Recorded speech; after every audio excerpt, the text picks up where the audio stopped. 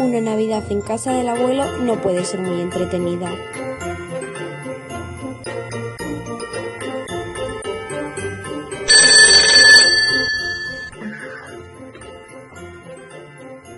Hola, abuelo. A no ser que se te presente un misterio.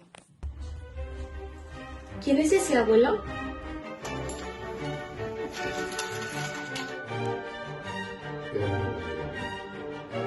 Lo asesinaron por ser homosexual.